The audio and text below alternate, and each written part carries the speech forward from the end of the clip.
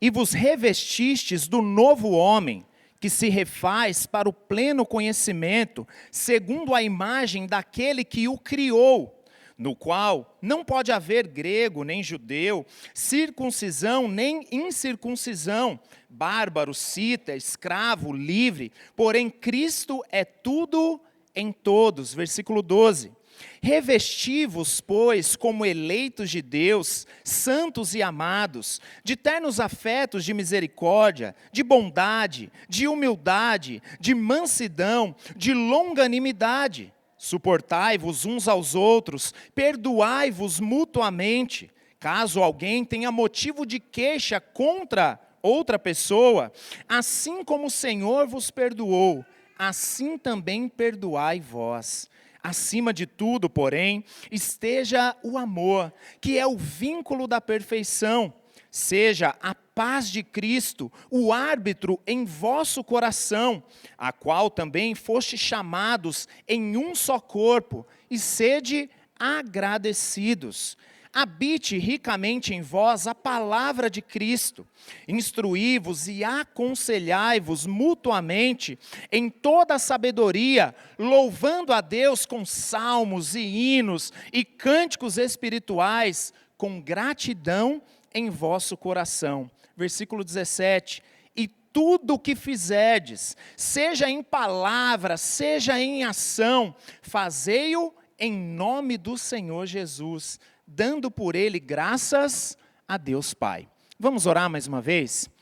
Senhor, o nosso coração se alegra, porque o Senhor está presente entre nós, e nesse ajuntamento o Senhor opera o seu poder, e por meio da Sagrada Escritura, nós temos testemunhado as muitas provas da sua presença, do seu agir, da sua misericórdia para conosco, produzindo vida, transformando corações e edificando esta igreja ao longo de tantos anos, e mais uma vez nós cremos que o Senhor está presente. Por isso, Senhor, a despeito de todas as distrações, a despeito das nossas fraquezas, limitações, a despeito dos nossos pecados, tenha misericórdia de nós, Senhor, e venha até nós com a Tua graça. Opera o Teu poder, haja em nós e entre nós, em Cristo Jesus. Amém. Os irmãos podem se assentar. Meus irmãos, esse é um texto que fala sobre a possibilidade de vivermos uma nova vida em Cristo. A possibilidade de viver uma nova vida. Já parou para pensar nisso? Muitas pessoas hoje desejam viver algo novo, uma vida nova. Talvez essa seja a sua condição nessa noite. Eu gostaria de viver uma vida diferente. Eu gostaria de ser uma pessoa diferente. Você já sentiu que existe algo para além daquilo que você tem vivido hoje? Então esse parece um sentimento muito comum para muitas pessoas, o desejo de viver uma nova vida. E meus irmãos, esse texto nos fala sobre essa possibilidade, a possibilidade de vivermos uma vida nova.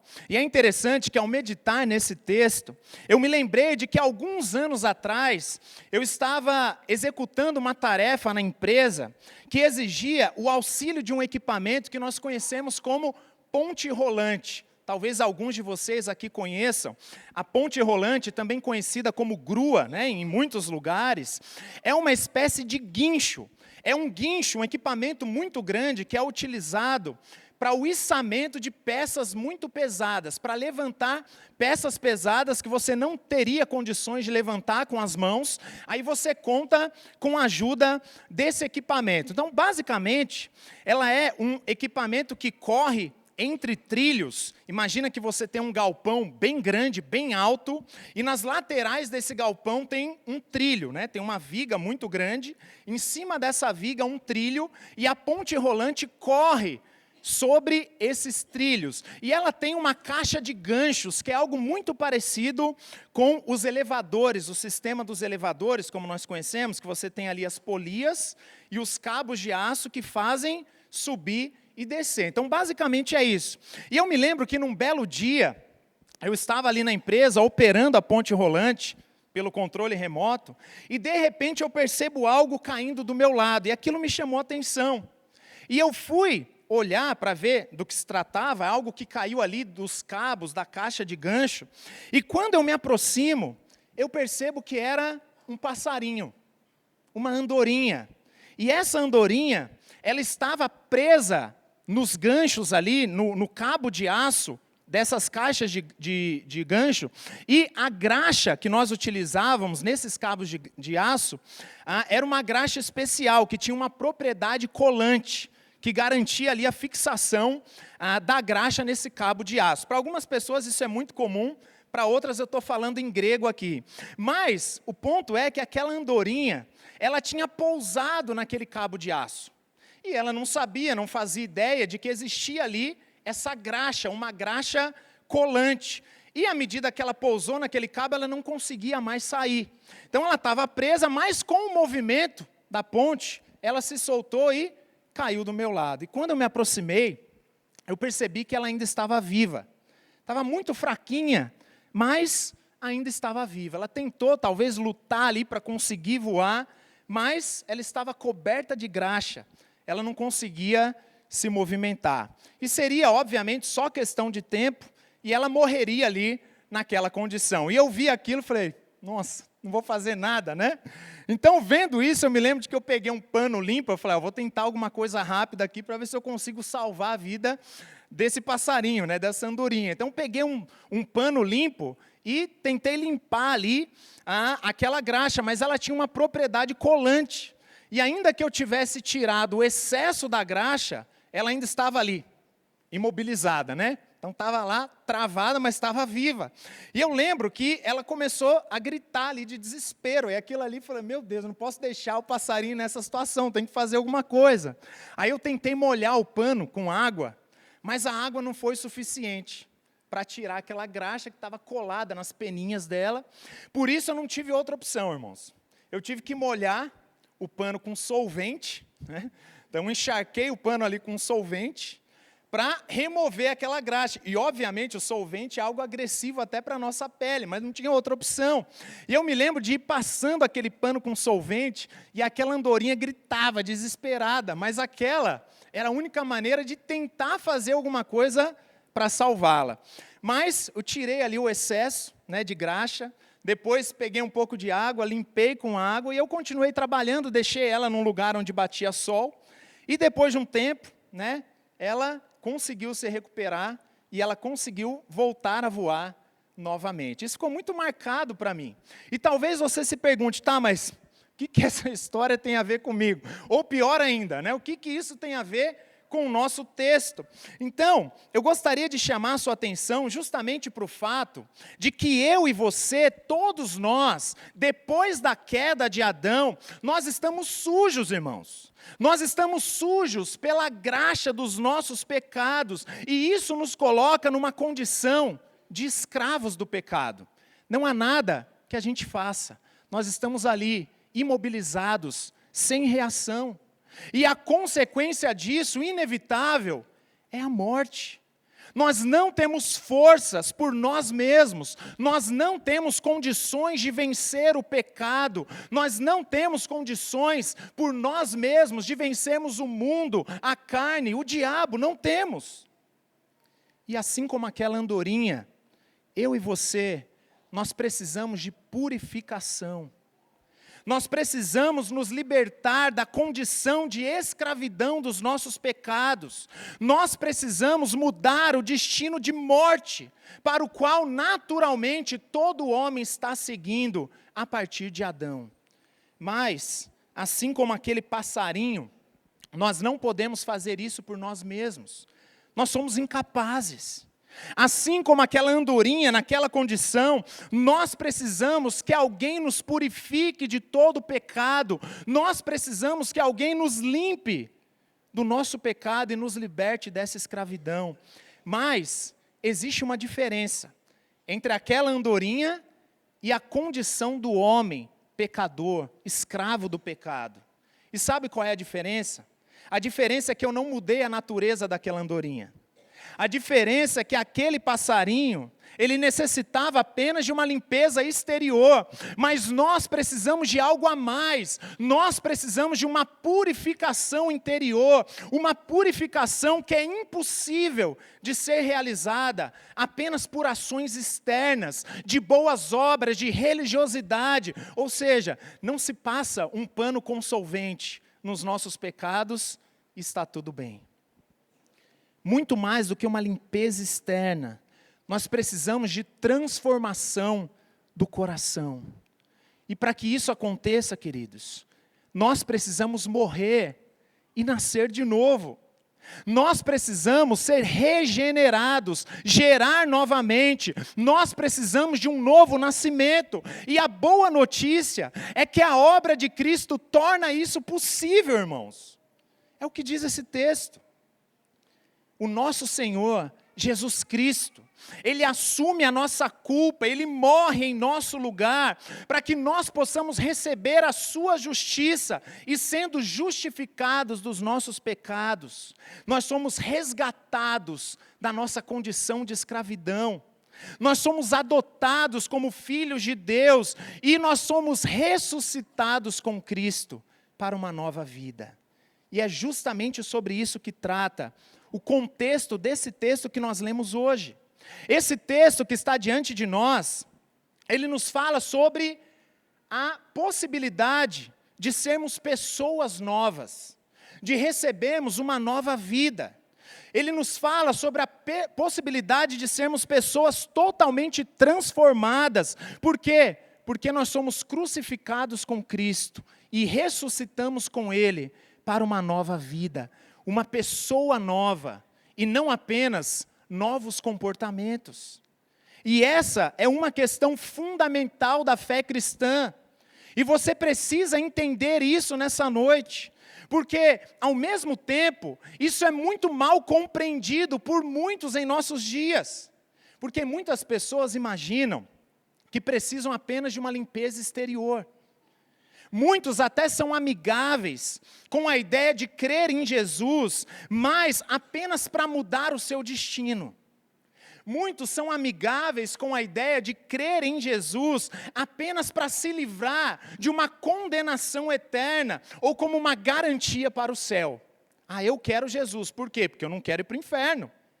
Outros imaginam que essa mudança realizada pela obra de Cristo se resume apenas ao nível do comportamento. É o famoso cristianismo do pode ou não pode. Já viu isso?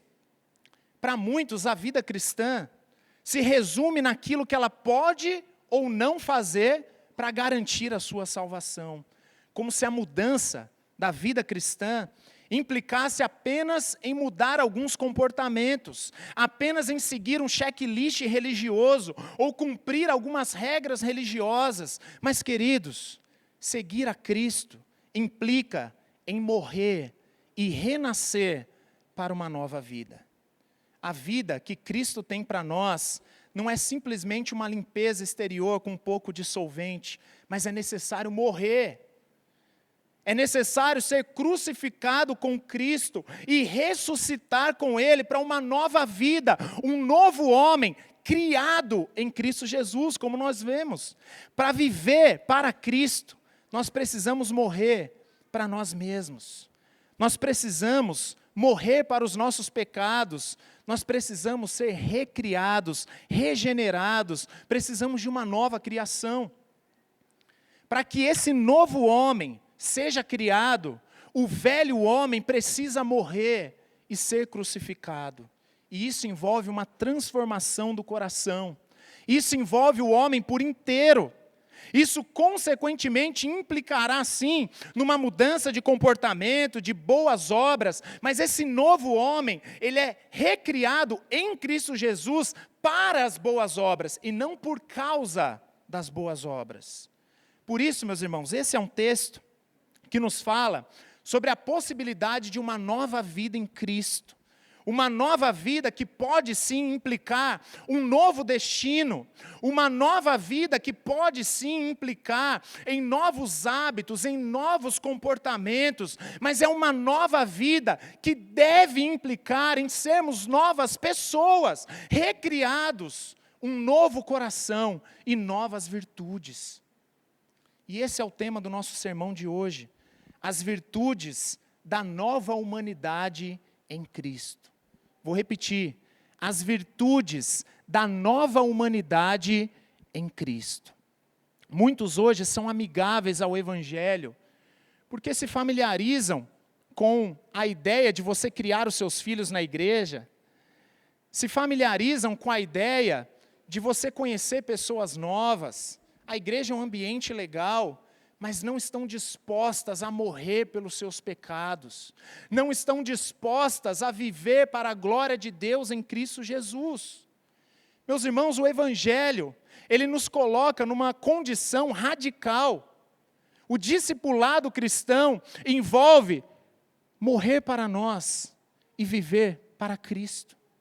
E qualquer coisa diferente disso não é o verdadeiro Evangelho. Então, muitos crentes hoje desejam Jesus para mudar o seu destino. Alguns com medo, de uma condenação futura ou para tentar garantir uma salvação no futuro. Outros buscam Jesus apenas a fim de receber as bênçãos circunstanciais, que resumem o que? A nossa vida presente.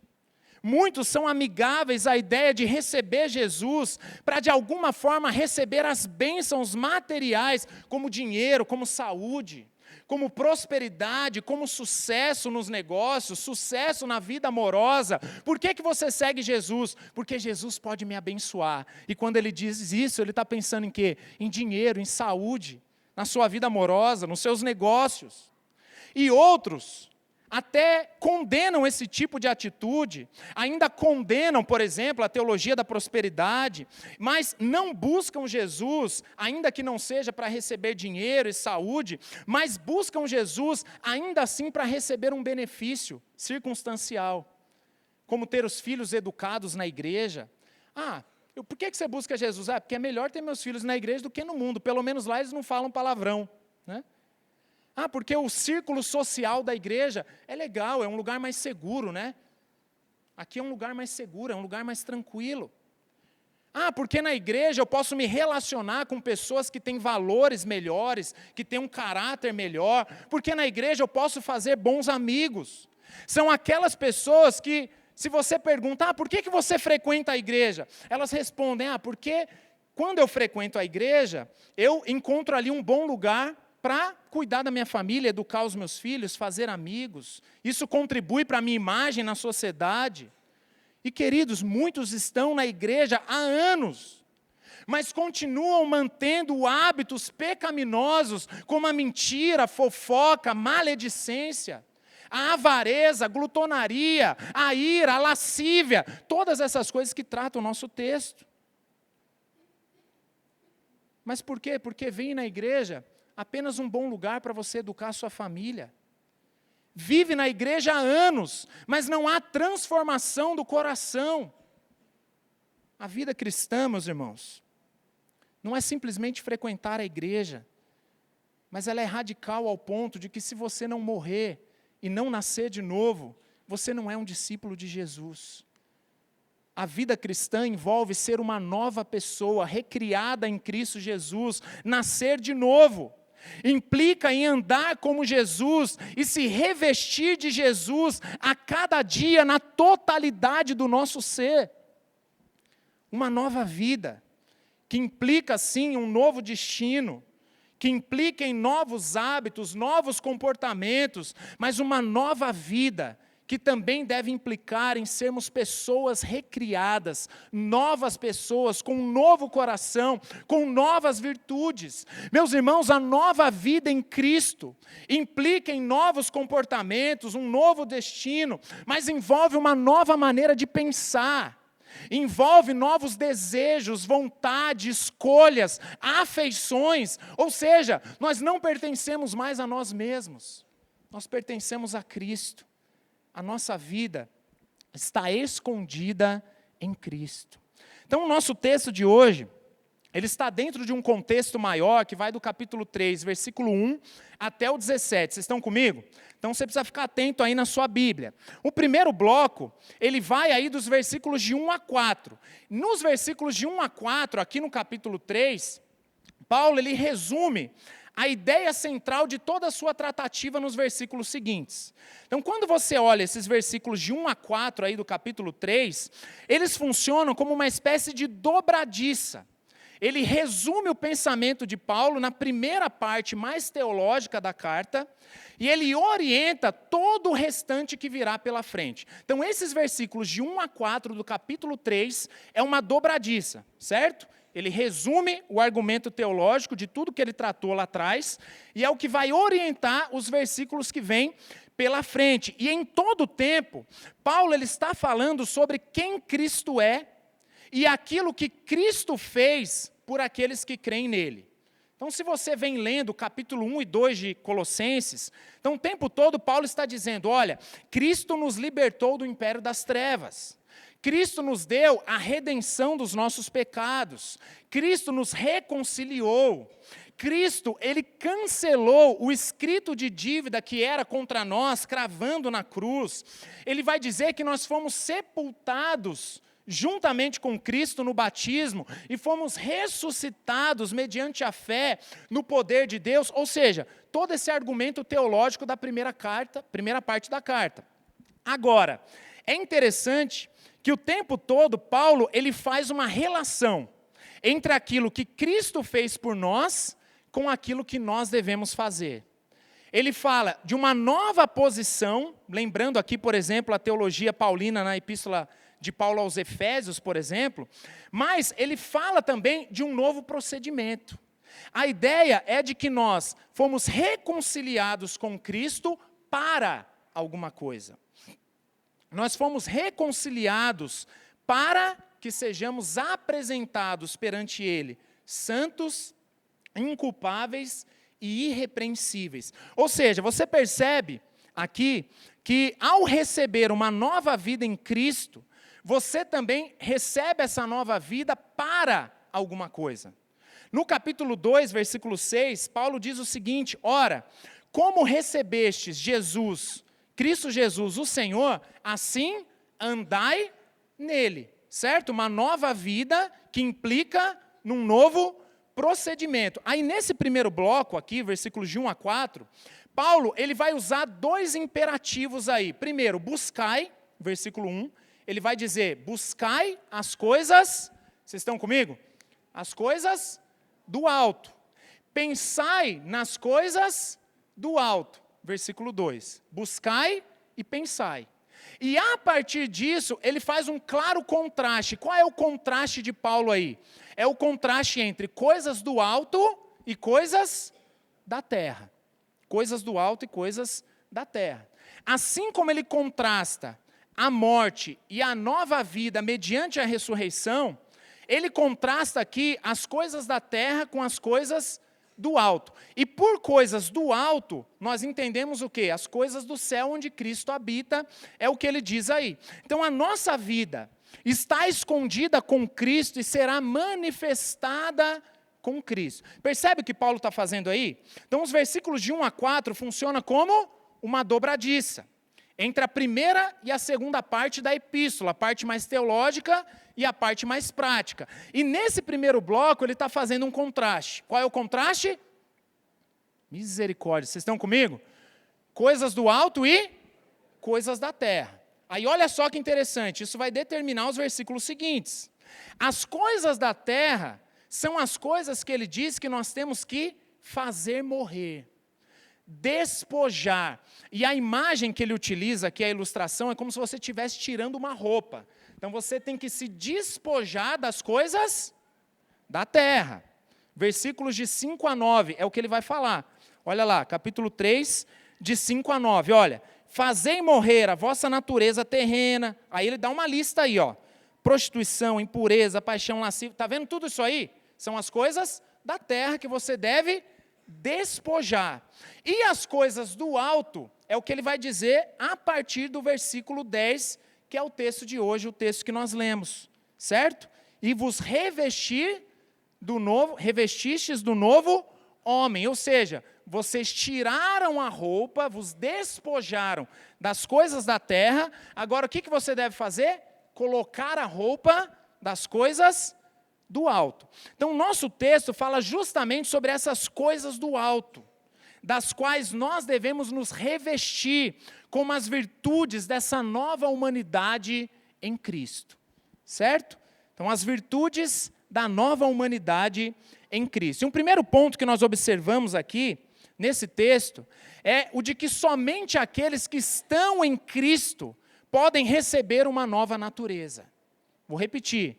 Somente aqueles que estão em Cristo é que podem receber uma nova natureza. Só existe uma forma de você viver uma vida nova. Para isso você precisa morrer e ressuscitar com Cristo. Olha só o que diz versículos 10 e 11. E vos revestistes do novo homem, que se refaz para o pleno conhecimento, segundo a imagem daquele que o criou, no qual não pode haver grego, nem judeu, circuncisão, nem incircuncisão, bárbaro, cita, escravo, livre, porém Cristo é tudo em todos. Então, olha só, vocês estão comigo, o argumento de Paulo, versículos de 1 a 4, dobradiça. Primeira parte teológica, segunda parte mais prática da nossa epístola. E ele faz um contraste, coisas da terra e coisas do alto. Ele descreve as coisas da terra, que são aquelas que nós devemos nos despojar, e agora ele começa a descrever a nova roupa, por assim dizer. Receber uma nova roupa das novas virtudes em Cristo Jesus. Então Paulo aqui, ele é muito enfático ao exortar aqueles irmãos sobre a necessidade de mortificar o pecado da sua natureza terrena. Mas qual que é o ponto aqui, a lógica de Paulo? É de que não basta mortificar o pecado. Não basta você tirar algo. É necessário colocar outra coisa no lugar. Meus irmãos, o ser humano, ele é um ser que naturalmente ele deseja. E ele deseja sentir prazer. No sentido de que o ser humano, ele sempre desejará algo. O nosso coração, ele sempre vai desejar algo. Ele sempre vai buscar algo que o satisfaça. O nosso coração sempre vai desejar o prazer em alguma coisa. E o ponto é que não existe a função ponto morto. Não existe o nada. É como um tubarão, ele nunca para de nadar, ele está sempre nadando. Qual que é a lógica de Paulo? Não adianta você abandonar os hábitos viciosos da sua antiga natureza, é necessário colocar alguma coisa no lugar. Não basta você colocar de lado os desejos pecaminosos, as práticas pecaminosas, que é o que ele acabou de descrever, mas é necessário colocar algo no lugar delas. De acordo com Paulo, é necessário se revestir. E é justamente o que ele diz aqui nos versículos de 9 a 10. Uma vez que vocês se despiram da sua antiga natureza, agora revistam-se da nova natureza.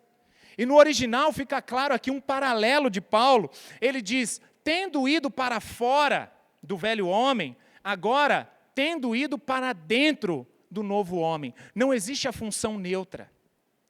Nós sempre desejaremos algo. Se nós não desejamos a glória de Deus, se nós não nos satisfazemos na glória de Deus, o nosso coração vai desejar alguma coisa. É por isso que não basta abandonar os seus pecados, é necessário colocar algo no lugar, e esse algo no lugar são as virtudes que Paulo descreve aqui como sendo as virtudes do próprio Senhor Jesus. É interessante isso.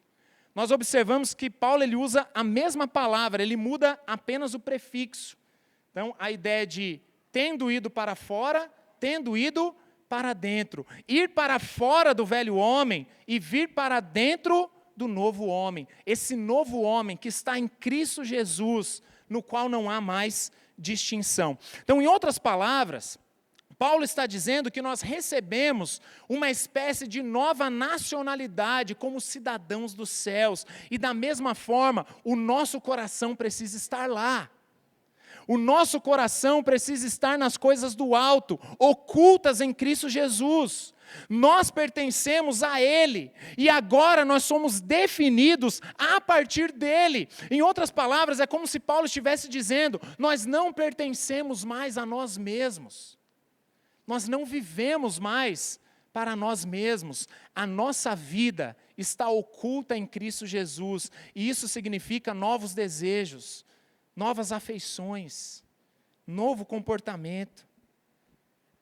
E queridos, ainda que exista a possibilidade de um não crente, alguém que não foi ressuscitado em Cristo, desfrutando da graça comum de Deus, consequentemente glorificar a Deus por meio de uma vida virtuosa, uma vida que expressa tanto virtudes morais quanto virtudes intelectuais, mas eles jamais poderão viver as virtudes do próprio caráter de Cristo, que são reservadas apenas para aqueles que foram recriados. É o que Tomás de Aquino chamaria de virtudes teologais.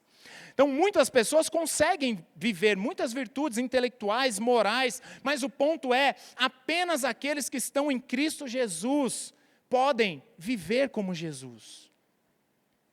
Então, Paulo diz, você precisa retirar algo, se despojar da sua velha natureza, mas é necessário colocar algo no lugar. Mas o que nós colocamos no lugar?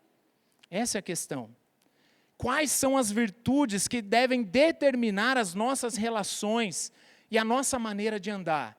Imagina que você está conversando com Paulo, e Paulo vira para você e fala, olha, você precisa se despojar dos hábitos da sua natureza e se revestir de uma nova natureza. E você perguntasse para Paulo, tá, Paulo, mas como que eu faço isso? Quais são essas virtudes? Como que nós podemos, de fato, experimentar algo novo e viver a plenitude daquilo que Deus deseja para nós? Como que nós podemos ser essas novas pessoas criadas em Cristo Jesus? Qual é a maneira que nós devemos viver? Paulo, como que nós podemos viver como novas pessoas no nosso matrimônio, em nossas famílias, em nossas relações interpessoais, uma vez que o pecado afetou o mundo e também a nossa natureza? Aí a resposta de Paulo está a partir do versículo 12. Então agora Paulo ele começa a responder a sua pergunta. Paulo começa a descrever como que nós podemos nos revestir e cultivar as virtudes de Jesus. Seria bom a gente ter uma resposta para essa pergunta, né? Como que nós podemos viver como Jesus? Já fez essa pergunta? O que eu faço para viver como Jesus? O que Deus espera de mim na minha nova vida? Então é o que Paulo começa a fazer a partir do versículo 12. E é interessante que esse texto ele é tão abrangente que ele daria uma série de sermões. A gente sempre fala isso, né? Mas acredite se quiser, desses versículos de 12 a 17, é de uma riqueza, meus irmãos, que é muito abrangente e fica até difícil estabelecer uma estrutura aqui claramente definida. Então não me parece que Paulo ele intencionou aqui dividir essas virtudes por áreas da vida, tipo pessoais, relacionais, comportamentais. Me parece que Paulo não fez isso aqui. Justamente por quê? Porque para Paulo, o homem ele não deve ser fracionado. Mas todas essas virtudes dizem respeito ao homem todo, como algo integral. Mas, para fins didáticos, para a compreensão do texto, nós podemos seguir a própria estrutura aqui das frases, dos períodos do texto, com algumas ênfases. Então vamos lá. Primeiro, Paulo nos apresenta a ideia de que os nossos relacionamentos devem ser orientados por novos afetos. Por novos afetos. Olha só o que diz versículos de 12 a 13. Revesti-vos, pois, como eleitos de Deus, santos e amados, de ternos afetos de misericórdia, bondade, humildade, mansidão, de longanimidade, suportai-vos uns aos outros, perdoai-vos mutuamente, caso alguém tenha motivo de queixa contra outra pessoa, assim como o Senhor vos perdoou, assim também perdoai vós. Como eu disse, é muita coisa. Então, Paulo apresenta aqui como uma lista de afetos, de misericórdia, bondade, humildade, mansidão. Então, lembre-se que todos esses afetos a que ele se refere são as coisas do alto, que estão ocultas em Cristo. Em outras palavras, esses são afetos ou características do próprio Senhor Jesus. O versículo 13 fala sobre considerar o outro superior a você. Foi traduzido aí como suportar uns aos outros. Esse texto nos fala, meus irmãos, sobre nos oferecer graciosamente para o bem do outro, em favor do outro. Diante de uma queixa contra alguém, nós devemos perdoar, assim como, olha só, a referência, coisas do alto, ocultas em Cristo, as virtudes do próprio Cristo, e esse é o nosso padrão da nova vida. Assim como Cristo nos perdoou, nós também devemos perdoar.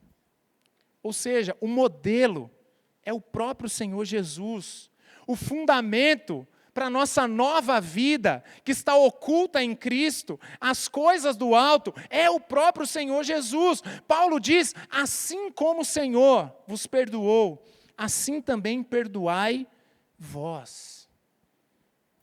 Meus irmãos, um ponto que chama atenção nesse texto, é o de que o nosso maior propósito é conhecer a Cristo e ser ocultado nele. É estarmos escondidos em Jesus e transformados por Ele em alguém semelhante a Ele a cada dia. Isso significa que Jesus é muito mais do que uma proposição teológica. Jesus é muito mais do que uma apreensão cognitiva de conhecimento. Jesus é muito mais do que um livramento de uma condenação futura. Jesus é uma pessoa, irmãos. Uma pessoa que se encarnou. Ele se fez carne e ele morreu como uma semente plantada e ressuscitou como a garantia da nossa ressurreição. E apesar de a ressurreição do corpo futura ser algo futuro, uma promessa futura, a ressurreição espiritual já é uma realidade presente. Então Paulo está dizendo, é possível viver como Jesus, porque vocês já morreram e já ressuscitaram com Ele. É como se Paulo estivesse dizendo, olha, você não precisa esperar Jesus voltar, a glorificação do corpo, para só então você ser semelhante a Jesus. Não, existe uma promessa de ressurreição futura, mas você já pode viver como Jesus hoje. Que coisa maravilhosa, irmãos. Ser salvo por Jesus implica em ser salvo da condenação futura, em nos relacionarmos com Jesus, mas também implica em sermos semelhantes a Jesus, em nossos afetos, que determinam os nossos relacionamentos. Eu não sei quanto a vocês, mas esse talvez seja o meu maior desafio, e também o motivo das minhas muitas lágrimas. Porque nem sempre eu consigo viver como Jesus. Saber que nós devemos sentir e desejar como Jesus, mas falharmos nisso miseravelmente muitas vezes. Deveríamos amar os nossos pais, os nossos cônjuges, os nossos filhos, os nossos irmãos em Cristo, os nossos inimigos, assim como Jesus. Mas falhamos nisso miseravelmente. Isso aqui não é para ser vivido apenas no céu, irmãos. É isso que Paulo está dizendo. Misericórdia, bondade, humildade, mansidão, longanimidade, suportar o outro, viver para o outro, priorizar o outro, se entregar pelo outro, perdoar o outro. Isso é para ser vivido hoje. E à medida que nós vivemos assim, nós estamos vivendo como Jesus. Devemos ser misericordiosos, devemos ser bondosos, humildes, pacientes como Jesus. Devemos considerar os outros superiores a nós, assim como Jesus. Nós devemos perdoar assim como Jesus, mas muitas vezes insistimos em cultivar os vícios da nossa antiga natureza. E isso não apenas em relação àqueles que nos odeiam, desejam o nosso mal, mas muitas vezes agimos assim contra aqueles que nós mais amamos. Muitas vezes a boca que beija é a boca que fala mal da pessoa que mais ama. Muitas vezes somos impacientes, somos orgulhosos, somos autossuficientes. Muitas vezes nós somos iracundos, quando nós deveríamos ser mansos, humildes e longânimes como Jesus. Muitas vezes cultivamos amargura no nosso coração, quando nós deveríamos perdoar. Por isso, meus irmãos, Deus está falando conosco por meio da sua palavra. E o Espírito Santo, por meio da Sagrada Escritura, ele produz vida em nossos corações, ele edifica a igreja. Deus está presente aqui, e a boa notícia é de que se nós confessarmos os nossos pecados, ele é fiel e justo para nos perdoar os pecados e nos purificar de toda injustiça. Por isso, nessa noite, é noite de arrependimento, irmãos. Nós precisamos sair daqui hoje, não como um mero clichê, sabe aquela coisa, vou no culto de novo, mais um domingo, é normal ir na igreja, mas não, caso contrário, não faria sentido nós estarmos aqui, mera formalidade. Deus não precisa da nossa formalidade, irmãos, definitivamente. Então Deus fala conosco por meio da Sagrada Escritura, e essa noite é noite de arrependimento. A pergunta é, a quem você precisa amar, e você não tem amado da forma como você deveria? Você tem cultivado ódio, amargura no seu coração? Quem você precisa perdoar, que você não tenha perdoado? Faça isso hoje, em nome de Jesus. Saia daqui disposto a colocar isso em prática. Porque nós não somos melhores do que o outro. Pelo contrário, todos nós somos igualmente pecadores. Mas o texto continua, e Paulo diz que todos os afetos e relacionamentos devem ser governados pelo amor. Sabe aquela coisa de que ninguém manda em mim? Eu sou o dono do meu próprio nariz. Já ouviu isso? Não existe isso na vida cristã, irmãos. A nossa cosmovisão é moldada pela revelação de Deus na sua palavra. Nós somos governados por Deus, pela providência de Deus. Nós somos arrogantes, muitas vezes autossuficientes. Nós pensamos que somos alguma coisa, mas quem é o homem, irmãos? Uma gripe nos coloca na cama. Um acidente tira a nossa vida. Quem somos nós? E esse texto nos diz que uma das virtudes de Cristo é ser governado pelo amor. Todos os nossos afetos e relacionamentos devem ser governados pelo amor. Olha só o que diz o versículo 14. Acima de tudo isso, porém, esteja o amor, que é o vínculo da perfeição. Então, no texto original, versículo 14, ele é uma outra frase que nos faz referência aqui a tudo que ele acabou de afirmar nos versículos 12 e 13. Paulo diz, acima de tudo isso, e ele utiliza um porém. Uma tradução mais literal seria, sobre todas, porém, essas coisas, o amor deve ser o vínculo da perfeição. É como se Paulo dissesse que o amor é o que dá a liga. A ligadura de completude seria mais próximo aqui do sentido literal. Então, o vínculo completo e perfeito é o amor. É o que torna possível viver dessa forma, cultivando as virtudes de Cristo. O amor é o que dá a liga. E nós sabemos, irmãos, que esse amor é o amor de Cristo. Por quê? Porque essa é a referência de Paulo a Cristo aqui no contexto. Então, mais à frente, por exemplo, ele vai dizer, habite em vós a palavra de Cristo. Ou seja, esse amor que dá liga, esse amor que torna possível viver os afetos de Jesus em nosso relacionamento, nas nossas virtudes, é o amor sacrificial de Jesus. É como se Paulo estivesse dizendo que para viver as virtudes de Cristo, nós devemos morrer, e morrer em favor do outro. Esse é um amor sacrificial. É um amor que se entrega. E essa é a única maneira possível de viver as virtudes de Jesus e ser como Jesus. Se nós abrimos mão da nossa pretensa glória, da nossa justiça própria e estivermos dispostos a morrer em favor do outro, significa que você não pode ser manso e humilde de coração se você não morrer para si mesmo em favor do outro. Isso é impossível. Sem o amor sacrificial, o amor de Cristo, isso é impossível. Significa que você não será capaz de perdoar se você não estiver disposto a perder. Se você estiver firmado em justiça própria, você não vai perdoar nunca. Por quê? Porque a outra pessoa não merece, ela não merece mesmo. Mas independente dela não merecer, você também foi amado quando não merecia. O amor sacrificial de Jesus é o que torna possível sentir, desejar e agir como Jesus. Ou seja, nós devemos ser governados pelo amor. O amor é o vínculo da perfeição, é o que dá liga e que torna tudo isso possível. Vocês estão comigo? Misericórdia, gente. Bom, mas o texto continua.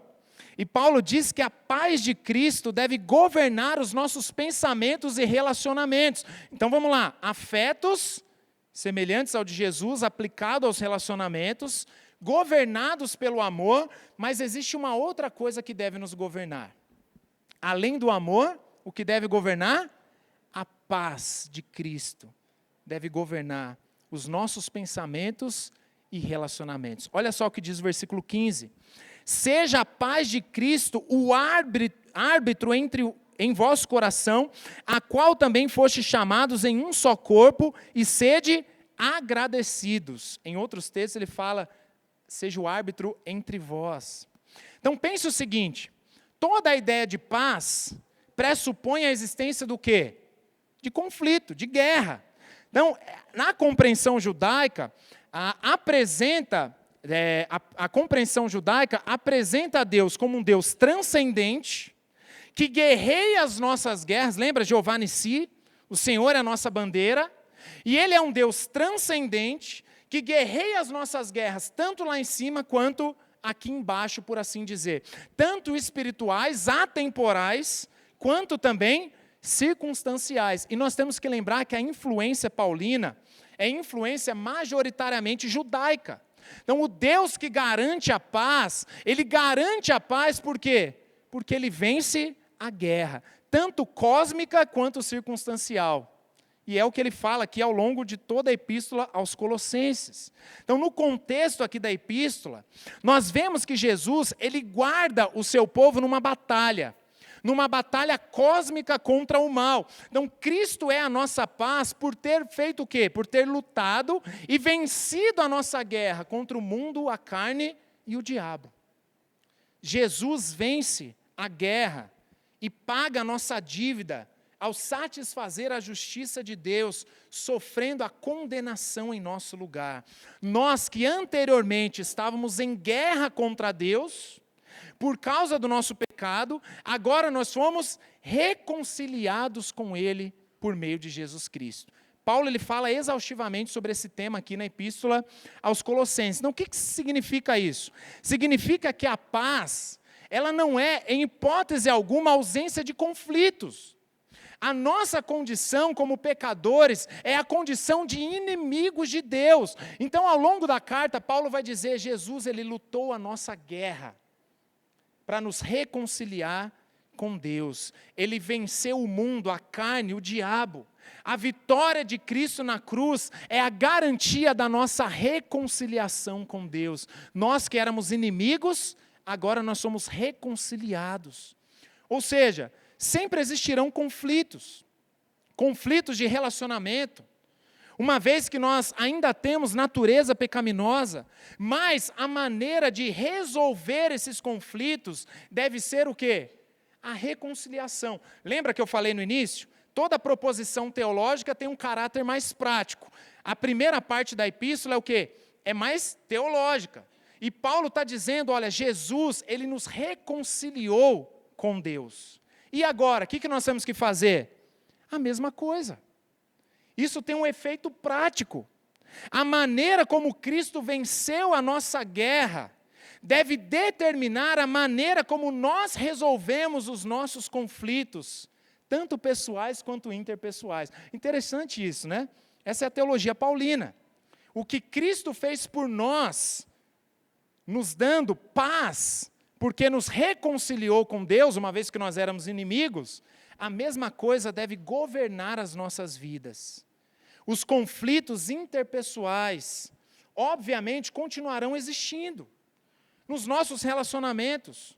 Por quê? Porque nós ainda, apesar de desfrutarmos da justificação e da promessa da glorificação, nós ainda possuímos uma natureza pecaminosa. Então, enquanto existir a presença do pecado, ainda existirão conflitos, batalhas. E qual que é o ponto aqui?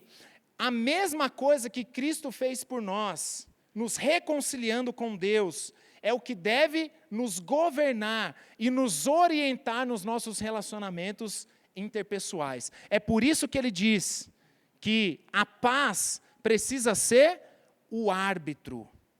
O árbitro. O campo semântico aqui dessa palavra tem a ideia de controlar as atividades de alguém, baseado numa decisão correta. Então, qual que é a ideia? As nossas decisões, a forma como nós nos relacionamos, deve ser orientado pela paz. É isso que Paulo está dizendo. Ele está afirmando que a paz de Cristo deve exercer controle sobre aqueles que ressuscitaram com Ele. A paz que Cristo concede deveria nos mostrar o que nós devemos pensar, a maneira como nós devemos agir, a maneira como nós resolvemos os nossos conflitos. Uma vez que aqueles crentes de Colossos, eles experimentaram a paz da reconciliação, agora isso deveria determinar e governar os seus pensamentos e a maneira de tratar os seus conflitos interpessoais. A paz da reconciliação nos apresenta um modelo de reconciliação que governa os nossos pensamentos. É essa mesma paz que nós somos chamados em um só corpo. Entende a lógica aqui do texto? Aquilo que Cristo fez por nós, nos reconciliando com Deus, que garante a nossa paz diante de Deus, é o que nós devemos fazer para o outro. Essa paz deve ser o árbitro, deve governar os nossos pensamentos e os nossos relacionamentos. Significa, irmãos, que diante de um conflito, qual que é a resposta de Deus? A reconciliação. A resposta de Deus para todo conflito é a reconciliação. Se você não deseja a reconciliação diante de um conflito, significa que você ainda não entendeu a reconciliação de Deus em Cristo Jesus. Percebe isso? Essa é a lógica e o argumento de Paulo. De forma mais prática, é como se Paulo estivesse dizendo o seguinte: se você afirma, eu não vou perdoar, significa que você nunca foi perdoado por Deus. Se você chega a uma conclusão de que eu não vou me reconciliar, significa que você nunca foi reconciliado por Deus.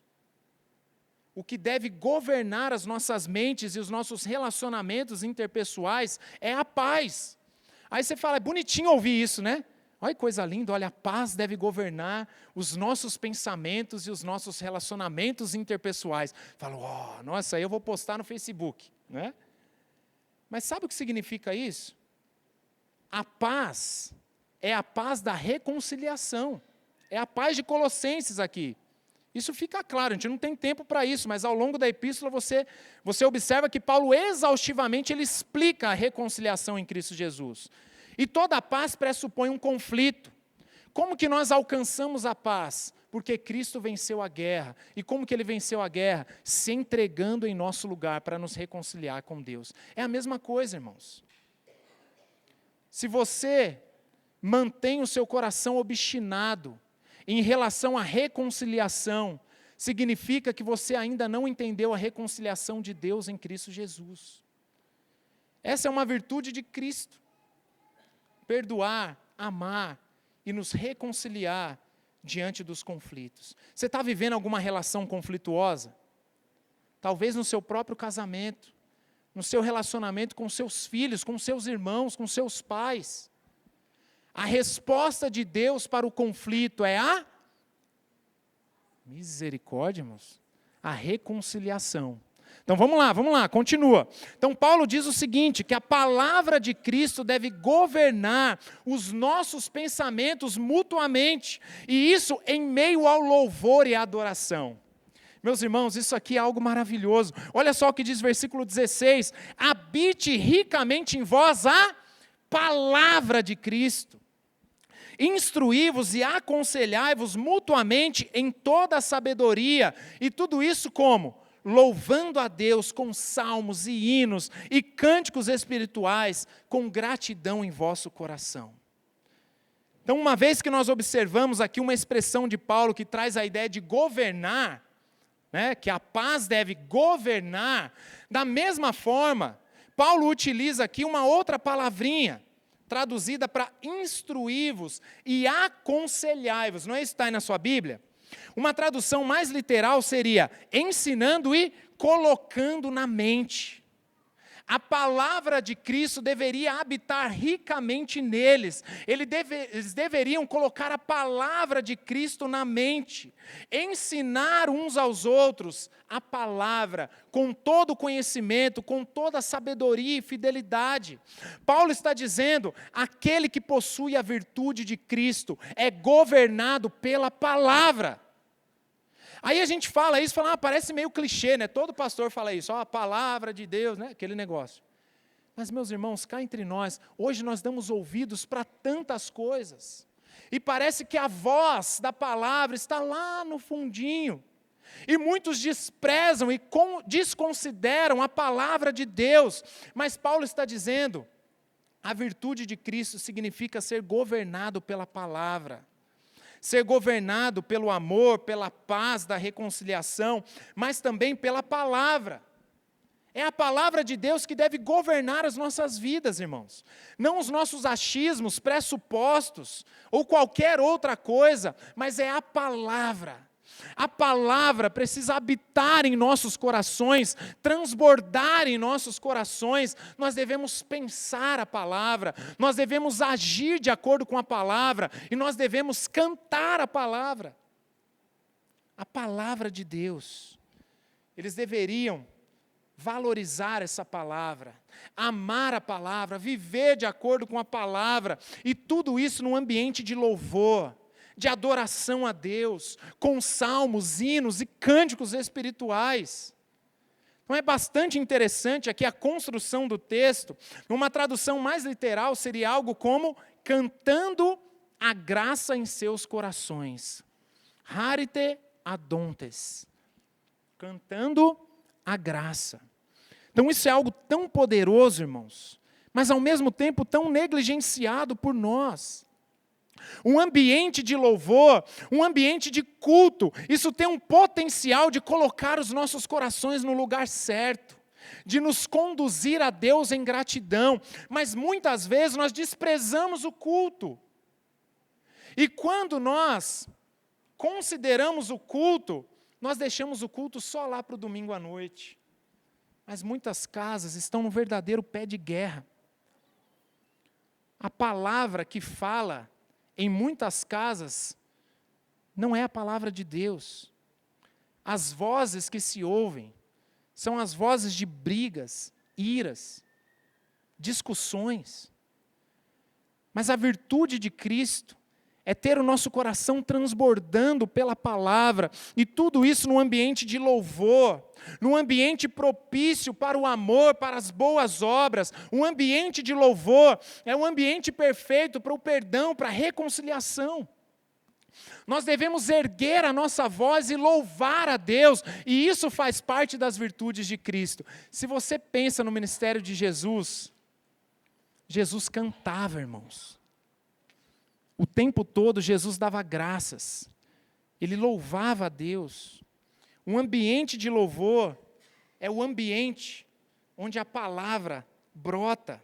E isso, obviamente, inclui ouvir louvores, cantar louvores por meio da nossa voz, mas o ponto do texto não diz respeito apenas a algo externo, mas a algo interno. Ou seja, cantar a graça de Deus deve ser algo que brota dos corações. Um verdadeiro ambiente de louvor surge da motivação de corações que se rendem a Deus em adoração. Meus irmãos, muitas vezes nós não fazemos isso porque estamos muito focados em nós mesmos. Amamos demais a nós mesmos, quando na verdade o nosso lugar deve ser aos pés da cruz do nosso Senhor. O nosso lugar deve ser de joelhos, irmãos. De joelhos diante do Senhor. Reconhecendo que tudo que fazemos, que tudo que somos é para o louvor da glória de Deus. Essa é a virtude de Cristo, ser governado pela palavra, num ambiente de louvor e adoração. Versículo 17, Paulo diz que nós devemos representar a Cristo em tudo que nós fizermos. Olha só o que diz o versículo 17. Em tudo que fizerdes, seja em palavra, seja em ação, fazei-o em nome do Senhor Jesus, dando por ele graças a Deus Pai. Então nós chegamos aqui no último versículo, e mais uma vez, o texto destaca um aspecto prático do viver o caráter de Cristo.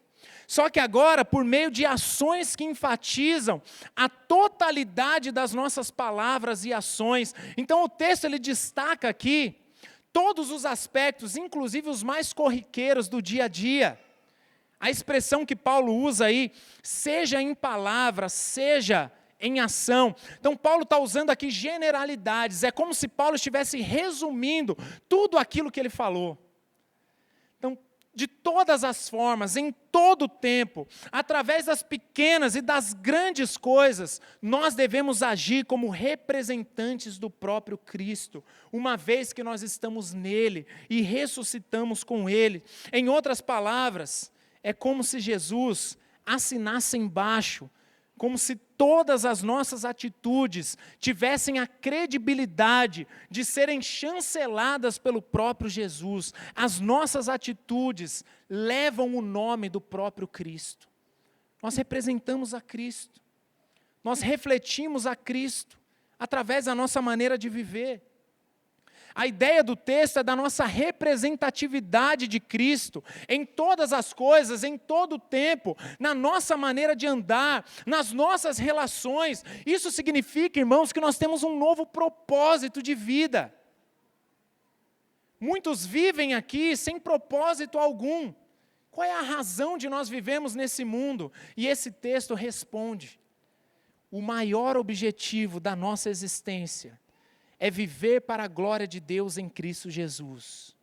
É refletir a Cristo através das nossas vidas. Assim como o próprio Jesus, no seu ministério terreno, lembra, em todas as coisas que ele fazia segundo a vontade do Pai e para a glória do Pai. É como se o texto estivesse dizendo que aqueles que estão em Cristo são pequenos cristos, que da mesma forma devem viver como ele viveu, apontando para o Pai e glorificando o Pai em todo o tempo. Da mesma forma, o nosso agir, meus irmãos, é um agir representativo, que aponta para a supremacia do nosso Senhor. O marido, ele cumpre as suas funções de marido em nome do Senhor Jesus. A esposa cumpre as suas funções de esposa em nome do Senhor Jesus. Os pais, os filhos, os servos, os senhores. Aí você fala, isso aí acho que é coisa da cabeça do Danilo. Não, olha aí, ó, versículo 18, imediatamente após esse texto, o que ele começa a falar? Os deveres da esposa, do marido, dos filhos, dos pais. Ou seja, as nossas atitudes devem levar o nome do próprio Cristo. Nós devemos refletir Cristo por meio da nossa maneira de viver. E dessa forma, cada um alcança o propósito que transcende a nossa relação bilateral entre nós, mas apontam para Cristo como embaixadores do Senhor. Meus irmãos, como eu disse, eu não sei quanto a você, mas isso aqui para mim é um grande desafio. Viver as virtudes de Cristo, uma vez que eu ainda possuo natureza pecaminosa. Mas a boa notícia é de que isso é possível.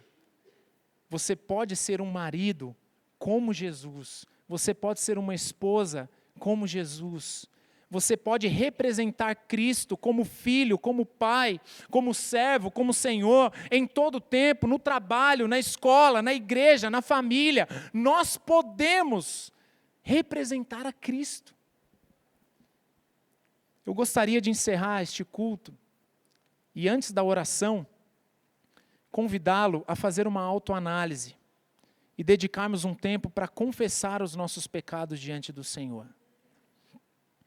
Muitas vezes nós alimentamos pecados de estimação, pecados pelos quais nós temos tanto carinho, e nós tratamos esse pecado com tanto carinho, e são coisas imperceptíveis para as pessoas, mas que refletem a natureza caída das coisas da terra.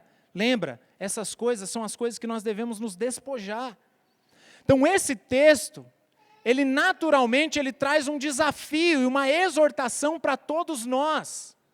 Se nós queremos seguir a Cristo, nós devemos viver as virtudes de Cristo, e isso implica em abandonar as coisas da terra. Por isso eu convido você a fechar os seus olhos e diante de Deus confessar os seus pecados. E nós vamos orar, clamando pelo perdão e pela graça do nosso Senhor.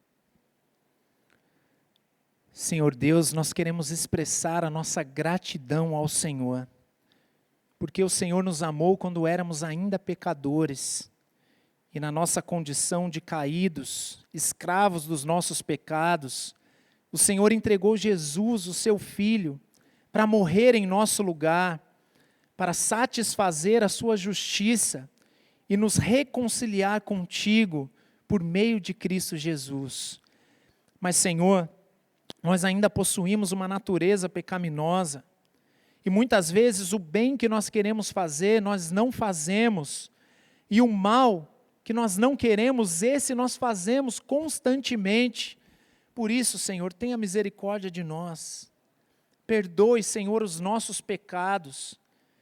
Nós ouvimos essa pregação, Senhor, não permita que ela entre pelos nossos ouvidos e saia pelo outro, mas que ela possa de fato transformar os nossos corações, que o Espírito Santo, por meio da Tua palavra, nos constrange e nos leve ao arrependimento, ao ponto de confessarmos os nossos pecados a Ti, e saímos daqui dispostos a agir de acordo com o Senhor Jesus, com as virtudes do nosso Senhor.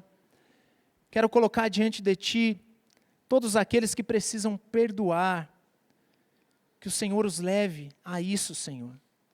Que eles possam buscar a reconciliação, amarguras, iras, ódio, que todas essas coisas sejam deixadas aos pés da cruz, e que essa noite seja uma noite de renovo, Senhor. Opere o Teu poder no nosso meio, aviva-nos, Senhor, pelo Teu poder e pela Tua graça, e purifica-nos pelo Teu Santo Espírito. Ó Senhor, abençoe os nossos casamentos, as nossas famílias. Retire aqueles que estão dormindo, Senhor, anestesiados em seus pecados, dessa condição. Que o Senhor os desperte, Senhor, para se arrependerem dos seus pecados e buscarem uma vida que glorifique o Senhor, uma vida de serviço à tua obra, à tua igreja. Tenha misericórdia de nós, Senhor. Que o pecado tenha um gosto amargo em nossos lábios, mas que Cristo seja doce ao nosso paladar. Que Ele seja desejável pelas nossas almas e que possamos agir como representantes de Cristo nesse mundo, para a glória do Teu nome. Nós oramos em nome de Jesus. Amém. Os irmãos podem se colocar em pé, convido aqui o Ministério de Música, nós vamos louvar ao Senhor em resposta à sua palavra.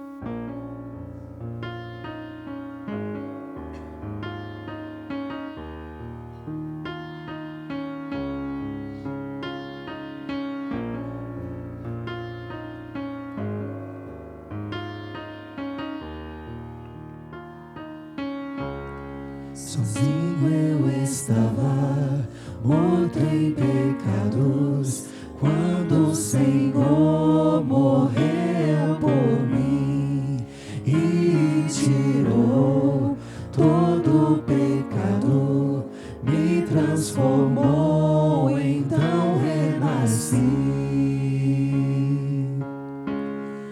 Agora eu louvo ao Senhor, que me perdoou sendo eu pecador, e eu exalto ao único Deus, soberano e trino Senhor. Louvo a Ti, meu Salvador, que tirou-me da escravidão e remiu toda a culpa, e a graça enfim me alcançou. Sozinho eu estava, morto em pecados, quando o Senhor morreu por mim e tirou todo o pecado, me transformou, então renasci. Agora eu louvo ao Senhor, que me perdoou sendo eu pecador, e eu exalto ao único Deus, soberano e trino Senhor. Mas Deus, sendo rico em misericórdia,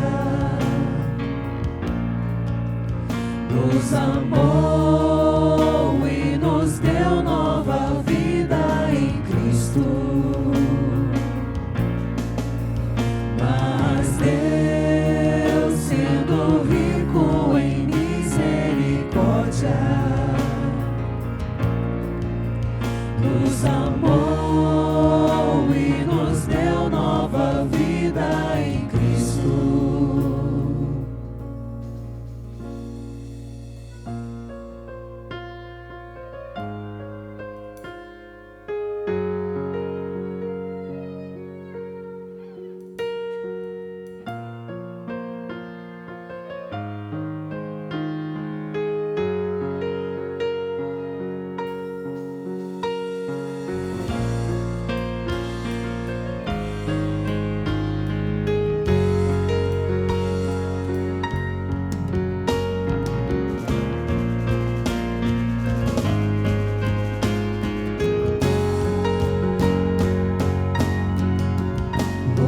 a ti, meu Salvador, que tirou-me da escravidão e remiu toda a culpa, e a graça enfim me alcançou. Louvo a ti, meu Salvador, que tirou-me da escravidão e remiu toda a culpa, e a graça enfim me alcançou.